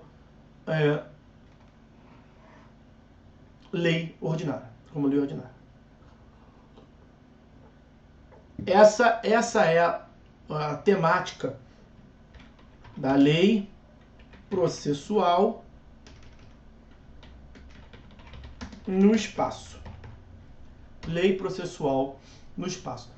Nada impede que haja um tratado envolvendo o país A e o país B, dizendo que na relação entre eles vai haver um tráfego de informações favorecidas, que um vai cumprir o mandado de prisão do outro, que o outro vai cumprir o alvará de soltura do um mais efetivamente, que as informações, quando tiver que ouvir uma testemunha lá e cá, eles vão se esforçar mais. Tratado internacional. O Tratado internacional aplica ao direito processual, tá? Mas, mediante a aprovação pelo processo de internalização, vejam aí, portanto, o artigo 13 que eu botei para os senhores, a regra é a aplicação da norma. Então, veja, veio uma carta rogatória também é próximo período, mas, resumidamente, é um ato de comunicação de um juízo estrangeiro com o juízo nacional ou de um juízo nacional com o juízo estrangeiro. Então, o Brasil quer ouvir uma testemunha e está na Itália. O juiz brasileiro não vai na Itália colher testemunho lá. Soberania. Lá ele é o turista. Lá ele não tem jurisdição. Porque ele não tem soberania, não foi atribuído para ele, o juiz brasileiro. A Constituição italiana atribuiu ao juiz italiano. Então, o que ele tem que fazer? Ele tem que expedir uma carta rogatória daqui, se comunicando com o juiz italiano e pedindo para o juiz italiano ouvir ele de lá. E o inverso é verdadeiro. Um processo está correndo em Milão. Tem que ouvir uma testemunha que está aqui no Brasil, no Rio de Janeiro. É possível? É possível. Cai no teu gabinete, que Vossa Excelência já é juiz de direito. Você foi aprovado, é juiz de direito, recebe um procedimento lá, vai ler, o que é isso aqui? Carta rogatória, Excelência. Como assim carta rogatória? Porque sempre tem um assessor do seu lado, né? Carta rogatória, Excelência. Como assim carta rogatória? Tem um juiz lá da Itália que quer ouvir uma testemunha que tem a padaria lá em Copacabana. Ele quer ouvir o testemunho dele. Caiu para o senhor. O senhor tem que fazer? O senhor tem que intimá-lo para ela comparecer numa data que você vai designar e formular as perguntas para ela. Você vai fazer às vezes do juiz italiano. Ele te pergunta, ele te mandou aqui, ele te explicou o caso e te mandou uma relação de perguntas. Então você vai fazer a pergunta, ela vai te responder, você vai reduzir a termo, como se fosse uma testemunha de um processo seu. Quando é uma testemunha de um processo seu, o que você faz? Bota no processo e julga, né? Só que você não pode fazer isso. Você vai reduzir o que ele fez ali e vai devolver para o juiz italiano. Entendeu que é carta rogatória? Essa é carta rogatória. Beleza. O Brasil cumpre carta rogatória de fora? A resposta é cumpre. Sem dúvida, cumpre. Agora, a próxima pergunta. Ele vai colher o testemunho respeitando a lei italiana ou a lei brasileira? A lei brasileira. Então, quer que eu, o juiz brasileiro, preste auxílio a você aí de fora? Não me recuso não, faço. Mas não é por nada não, vou fazer seguindo as minhas leis. Você imagina se vê uma carta rogatória do Afeganistão, dizendo que é para colher o testemunho de uma afegã que está aqui, e bota na carta rogatória, ó, aqui no nosso ordenamento, no Código de Processo Civil do Afeganistão, é o seguinte, a gente pergunta 2 vezes, na terceira, se não responder, pode dar, começa com um tapa na cara, aí depois você corta o cabelo, e se necessário for, você pega e enfia embaixo da unha ali, vai torturando, até ela falar. O juiz brasileiro vai fazer isso? Não, porque a gente vai exercer jurisdição, mesmo que seja em cooperação, como? Respeitando a nossa. Deu para ficar claro esse exemplo? É isso. Tá, Excelência, é para doer mesmo. Porque pra gente aqui não tem graça só colher. Tem que colher o testemunho dando na cara. Lesões corporais. Manda ele sair pelado pela cidade 5 dias. A não ser que ele fale. Esse tipo de coisa, conduta vexatória, agressão corporal, integridade física, não cola aqui, ok? Bom, até onde eu sei, tá? Também não sei se mudou, as coisas estão tudo mudando muito, não sei como é que pode, daqui a pouco, não sei. Eu não garanto, tá? O que eu posso fazer é torcer para que as minhas filhas não tenham uma adolescência, uma infância, final de infância e adolescência numa ditadura. O que eu não quero, espero que todos estejamos juntos nisso. Bom, tá aí. Lei processual no espaço, âmbito da territorialidade. Está visto o artigo 13. Vamos seguir. Não temos tempo a perder, meus amigos. Dá para matar o 14 e o 15 hoje ainda. Veja que o 13 foi rapidinho. 14. O artigo 14 do CPC trata da lei processual no tempo. Marque o tempo. Entendedoras entenderão, não é? Ouvir jogo no rádio é muito bom e muito ruim, né? Os caras passam emoção como ninguém, mas que aí também sofreu emoção demais, fica muito tenso o jogo todo. Lei processual no tempo. Artigo 14. A norma processual não retroagirá. Então a não retroação já começa por aí. E será aplicável imediatamente aos processos em curso. A lei processual tem a sua vigência imediata. Então, ela dali para frente. Vamos seguir. Respeitados os atos processuais praticados e as situações jurídicas consolidadas sob a vigência da norma revogada. Nós tivemos a mudança de um CPC para o outro. Isso ficou muito claro. Você vai esquecendo isso aí até uma hora que acontece o fenômeno. A norma processual, ela se aplica imediatamente. Essa é a primeira coisa que tem que saber. Então, tem um processo que começou em 1990. Em 1990, estava em vigor o CPC de 73.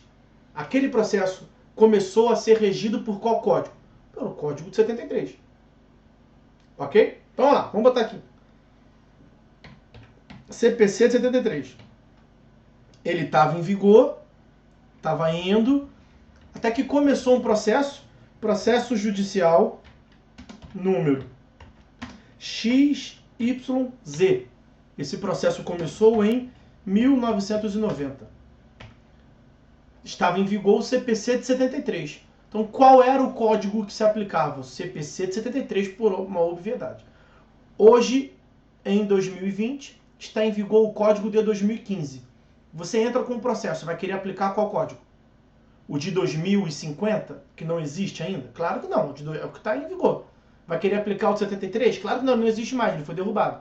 Então, quando começa, você aplica o código que está vigendo. É isso, primeira informação. Segunda informação, no curso desse processo de 1990, que ele continua avançando, então vou botar um traço aqui. Ó, ele começou aqui. Pá. Começou o quê? Nesse marco ali. O processo judicial número tal. Aí continuou. Vai aparecer para vocês aí. Tô tentando dar um jeito no que nós temos, que é... Acho que não vai dar certo, não.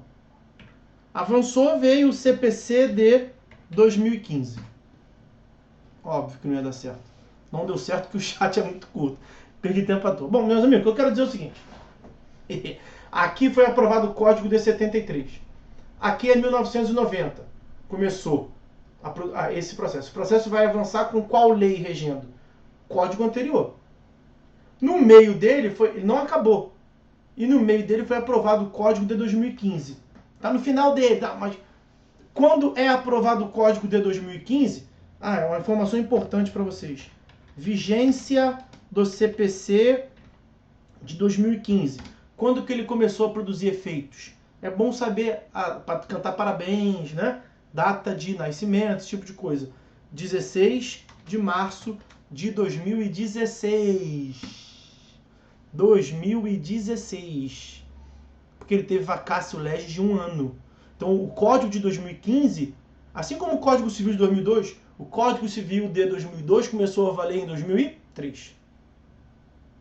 É muito comum vir questões mandando você aplicar a norma de um processo em 2002. A norma material não vai ser de 2002, vai ser do Código Civil de 16. Porque em 2002 ele não produzia efeitos ainda. Como pode vir uma questão que te mande aplicar, que fala assim, em 10 de março de 2016, 10 de março, foi proferida uma decisão O recurso cabível vai seguir qual código? Vai seguir o código de 73. Porque o código de 2015 só começou a produzir efeitos de 16 de março de 2016 em diante. Então, por isso que é importante saber a lei processual no tempo. Mas no dia 16 de março de 2016, o código começou a produzir efeitos e pega todos os processos. Todos os processos em curso passam a ser regidos pelo código D16. Mas e aquele processo XYZ que está em curso? Os atos anteriores, a contestação nele foi praticada pelo código 73. E mudou. Questões relacionadas à contestação para o código de 2015. Vai anular? Vai voltar para anular? Não, olha lá. Não retroagirá. A norma processual vale instantaneamente, dali em diante. Ah, mas o meu processo está quase terminando. Ele ficou o tempo todo pelo código anterior. O que o código novo dirá? E daí? Eu passo a produzir efeitos imediatamente. Qual o problema? Ficou 99% pelo código anterior, vai ficar esse 1%. Não tem sempre aquele 1%? Vai ser um 1% do código atual. Vai aplicar, ele aplica imediatamente. Mas e os atos que já foi feito lá? Filha, se já foi feito lá, já está resolvido lá, é problema teu com o código anterior, eu sou o código novo. É daqui em diante. Ok? Eu não vou retroagir para rever o que está feito lá atrás, se foi feito certo ou errado. Isso é problema do código anterior. Não, mas você fala que tem que ser pela forma X. Eu fiz pela forma Y. Ah, mas você fez no código anterior, não foi? Foi. O código anterior mandava fazer da forma Y? É, forma Y. Então, tá certo. Você tem que fazer o ato de acordo com a lei vigente. Eu comecei a ter a minha vigência no dia 16 de março de 2016. O que foi feito antes, sob a égide, sob a vigência do código anterior, é com o código anterior. Entenderam? Então, primeira informação, a vigência é instantânea e imediata. Segunda informação, o fato dele começar a produzir efeitos em um processo que está em curso não faz com que você retorne. Porque nós temos ato jurídico perfeito, também na seara processual. É isso que o artigo 14 está dizendo. Agora, o artigo 14, essa questão da lei processual no tempo, tem uma questão tormentosa, que é a tese do isolamento do ato processual. Não vai acontecer hoje em dia. No máximo que vai acontecer é você julgar hoje em dia aquilo que aconteceu, que o STJ pega muito isso, aquilo que aconteceu ali no período de final da vigência do código anterior, início da vigência do código novo. Então é o seguinte, quando que o código novo começou a produzir efeitos? Dia 16 de março de 2016. Ok? Ok. Tem que saber essas datas, tá? O Código Civil, eu não sei o que é lá, de fevereiro de 2003. Tem que saber essas datas. Vai botando no caderninho aí, anotando. Aliás, é para isso que serve o caderno, né? Vocês jogam o caderno de vocês fora? Eu tenho os meus até hoje. Do ensino médio, psicopatia, né? Do ensino médio, da graduação, tenho tudo. E tudo que eu anoto aqui, ó, eu vou tentando concentrar tudo, não jogo nada fora. Agora, eu de tempo em tempo digitalizo, né? Ó, e outra, eu tenho preferência por fazer na munheca. Comigo é tudo na mão. Na mão. Old school. E vou guardando e depois vou digitalizando, quando for o caso, de modo que, ai, cara, eu ouvi isso na faculdade, cara. Caderno da faculdade, digitalizado, vou lá e procuro. E quantas vezes? O outro, guardo não, coloco na nuvem, é isso. É isso aí. Isso aí. Bom,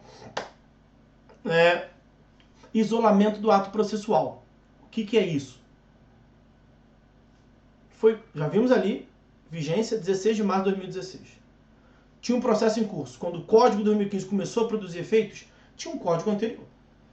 Tinha processos anteriores. O mundo processual não começou no dia 16 de março de 2016. Ok. Então teremos um período de transição, né? Tá bom.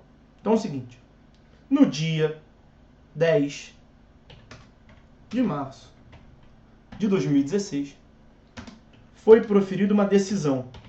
Será que naquele período os processos ficaram parados, esperando ele começar a vigir? Claro que não. Todo dia tinha decisões. No dia 10 de março de 2016 foi proferida uma decisão. Meus amigos, vai aplicar qual código, hein?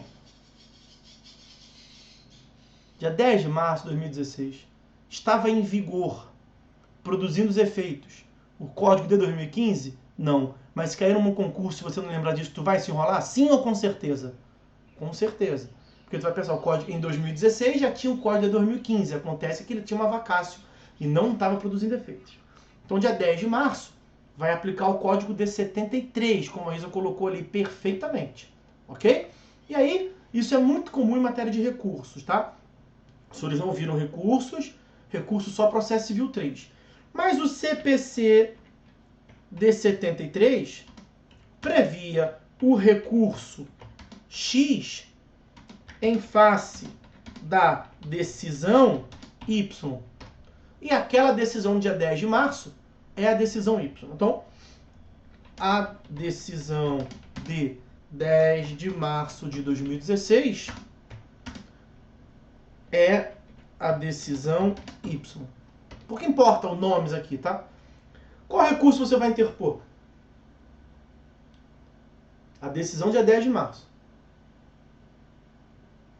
Aí é o seguinte, o Silvio colocou material processual, o tempo rege o ato. É em matéria processual, em matéria processual, tempus rege ato. É isso que ele colocou ali. Foi o que eu disse numa parêmide, num provérbio que tem em latim, tempus rege actum. Agora, é sempre assim, Silvio? É sempre assim, será? Cuidado. Quer ver? Lá em 73, estava previsto o recurso X em face da lei Y. No dia 16 de março, entrou em vigor o novo código. E o novo código, CPC, vou botar a lei nova, vou botar o CPC porque foi na data. CPC de 2015 entrou em vigor em 16 de março de 2016. Então estamos aí no período final, morte, enterro de um e maternidade, berçário do outro. A grande questão é essa. Estamos enterrando um código e estamos tirando o cheiro de leite do outro. A questão é o seguinte, o recurso X do CPC de 73, que era o que estava em vigor, previa prazo de 15 dias para recorrer. 15 dias a contar lá 10 de março de 2016. Só que você contando esses 15 dias vai bater no novo código, né? E se, imaginem, o CPC de 2015 suprimiu o recurso X.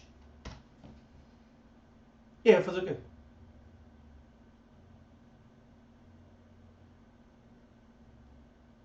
Vai fazer o quê?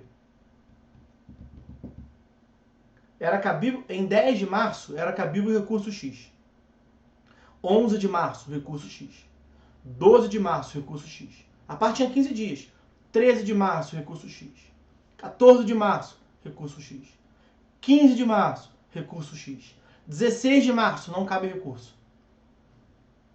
E a lei aplica-se instantaneamente. A lei processual aplica imediatamente. E em 16 de março, a parte não tinha recorrido. E começou a valer, morreu o código anterior, está produzindo efeitos o código de 2015. Ela vai poder recorrer ou não vai? Quer ver um outro exemplo? Um outro caso, vai dar o mesmo, a resposta é a mesma. No CPC de 2015, modificou o prazo do recurso X. No primeiro caso, ele tirou o recurso X. Tá? Aqui ele modificou o prazo do recurso X, que passou a ser de 5 dias. Era 15 dias. Passou a ser 5 dias. A lei processual aplica-se imediatamente. Aí veio, dia 10 de março, a parte não recorreu. Por que a parte não recorreu? Ela estava no prazo dela.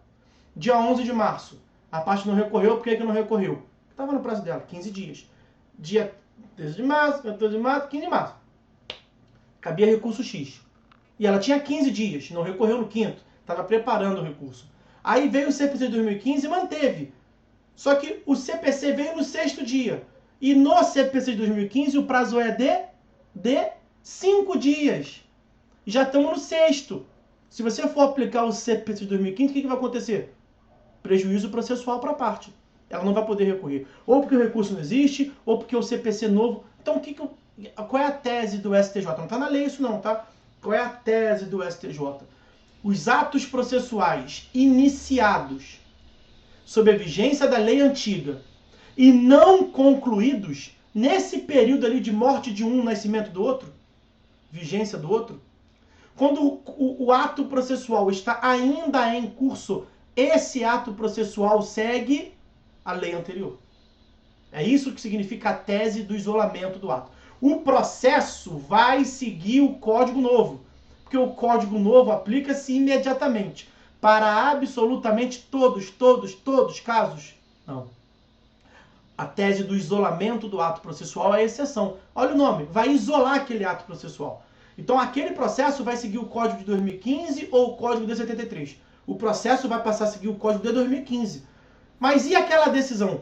Aquele ato específico, que está ainda bem ali no limiar. Metade num código, outra metade no outro. Vai aplicar o código anterior. Porque quando foi proferida a decisão, surgiu o direito a recorrer.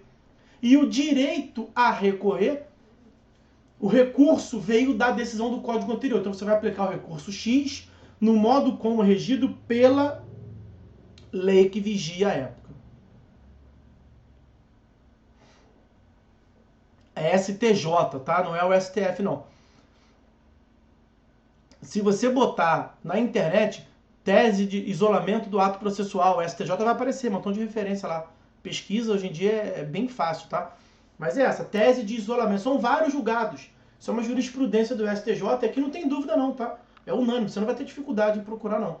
Bota no Google aí, pode até fazer uma curiosidade de botar agora. Isolamento do ato processual STJ, vai aparecer um montão de referência. Ou então você vai lá no site do STJ, para não ficar usando só o Google, né? Você vai no site do STJ e começa a aprender a mexer na ferramenta, que vai ser muito útil para você. Tem várias formas de você pesquisar lá, se você botar isolamento do ato processual, você vai achar. O máximo de informação que você botar, você vai agradar o professor que vai ler o seu trabalho. Então, 9h33, tem ainda 7 minutos, não vale a pena deixar isso pendente. Foi visto o 13, lei processual no espaço. Foi visto o 14, lei processual no tempo. Foi visto o 15. Vamos ver o 15 agora. Esse é muito rápido, tá? Não vamos gastar nem um minuto, tá? No máximo 2. De 5 não passa. Nunca levei mais de meia hora para ver isso aí, não. Pode ficar tranquilo. Artigo 15. Na ausência de normas que regulem processos eleitorais, trabalhistas ou administrativos, as disposições desse Código lhes serão aplicadas supletiva e subsidiariamente. É a tese, portanto, da subsidiariedade do CPC aos demais códigos processuais. Significa dizer que o Código de Processo Civil, por isso que eu faço menção a ele, mesmo em aula de TGP, o Código de Processo Civil é o diploma processual base para todos. Claro, abaixo da Constituição Federal. A Constituição está lá em cima. Agora, aqui no nível dos coleguinhas, CPC, Código Eleitoral, Código Trabalhista, se aplica o Código de Processo Civil naquilo que for compatível. Então, na omissão, nas supressões, como forma de interpretação dos outros códigos, você utiliza o CPC, artigo 15. Atenção, para encerrar a aula, o artigo 15 não fala CPP, Código de Processo Penal. Ele fala processos eleitorais, processos trabalhistas e processo administrativo. Então pode te dar a impressão de que você não aplica o Código de Processo Civil ao Código de Processo Penal. Isso é equivocado, tá? A jurisprudência do STJ, mais uma vez o STJ, porque compete ao STJ definir a interpretação do processo civil, porque o processo civil é norma infraconstitucional. Então, quem é que define o que o CPC significa? O STJ. Por isso que eu menciono tanto o STJ. A jurisprudência do STJ é no sentido de aplicação do CPC ao CPP também. Naquilo que o CPP precisar de uma regulamentação melhor, Naquilo que ele não tiver tão claro, você aplica o CP. Matéria de prova, por exemplo, é muito comum. Tá? Então você aplica o CPC. Naquilo que for necessário ao CPP também é a tese do STJ. Esse administrativo pode usar no administrativo sancionador sempre que houver lacuna nesses administrativo, eleitoral, trabalhista e mesmo o penal, você aplica o processo civil. Muito frio, senhores, pelo amor de Deus. Aplica-se, sim, tá? Mas vejam, a preocupação com o Silvio ali, naquilo que for compatível, tá? Se houver uma regulamentação específica, você aplica a regulamentação específica, que é só no caso de, só na hipótese de lacuna ou veja lá, aplicada supletiva quando não tem remissão. Ou subsidiariamente, é quando lá regula, mas não regula completamente. Então tem essas duas visões, tá? Bom, vou acabar então a aula aqui. Vimos o 13, 14, matamos os princípios, vimos o 13, 14 e 15. Próxima aula, as fontes do direito processual. Ok? Bom, é isso então. Vou matar por aqui. Um CPC comentado, cara, todos são bons. O tradicionalíssimo tem o Teotônio Negrão, tem o do Nelson Neri, são autores mais clássicos. E da linha nova, tem vários muito bons também. Eu gosto muito do Daniel Assunção. Ó, título de curiosidade, já que você perguntou, ele está aqui na minha frente. Ó. Daniel Assunção Amorim Neves, CPC comentado artigo por artigo. Tem vários deles, isso aqui é bom. Para quem perguntou da aula aí, eu botei para gravar. Tá fluindo aqui normalmente. Assim que eu terminar aqui, eu vou fazer um teste se o arquivo ficou bom. E já vou logo subir para o YouTube e mandar o link para vocês, tá bom? Então, se tudo der certo, o link vai estar disponível para vocês ali por volta de 10 horas, eu imagino, sei lá. Beleza? É isso. Valeu então, pessoal. Um abraço para todos. Fiquem todos com Deus. Até a próxima.